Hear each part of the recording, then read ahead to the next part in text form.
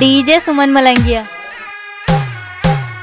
माँ Gayatri recording studio.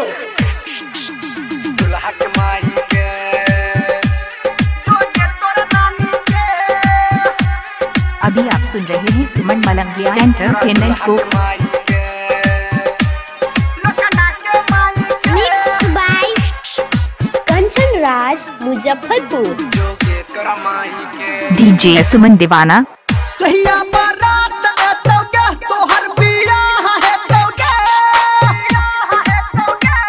दुआरा पे बोगे सबके गड़िए बोगे, दुआरा पे बोगे सबके गड़िए बोगे, सुन गे तोरा माई के लोकना के माई के, अगुआ के माई के, दुल्हा के माई के, अगुआ के माई के, लोकना के माई के। दुआरा पे बोगे सबके गड़िए बोगे, सुन गे तोरा माई के बरतिया के माई के, ई अगवा के माई के, तोरा दुल्हा के माई के। Mix by Kanchan Raj Muzaffarpur.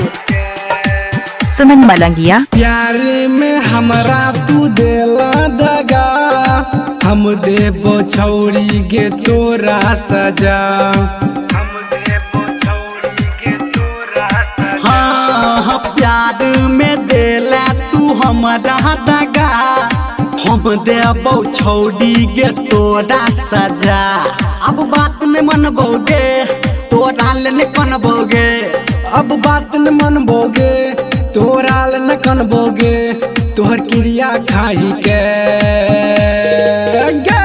दुल्हा के माई के, लोकना के माई के, जोगे तोरा माई के, जोगे तोरा मौसी के, जोगे तोरा नानी के। मिक्स बाय डीजे सुमन दीवाना। सुमन मलंगिया। शादी के कार्ड छपा गेलोगे, छाती तोहर जुरा गेलोगे। सुमन मलंगिया। हाँ शादी के कार्ड छपा गेलोगे, छाती तोहर जुरा गेलोगे। गाबै छो मनीषवा गे, लिखो निर्मलिया गे, गाबो धर्मेंद्र गे, लिखो निर्मलिया गे, जोगे तोरा दाई के दुल्हा के माई के, अगवा के माई के, लोकना के माई के, जोगे तोरा माई के, जोगे तोरा माई के। डीजे सुमन मलंगिया मधुबनी। डीजे सुमन मोबाइल नंबर 8882452308 है।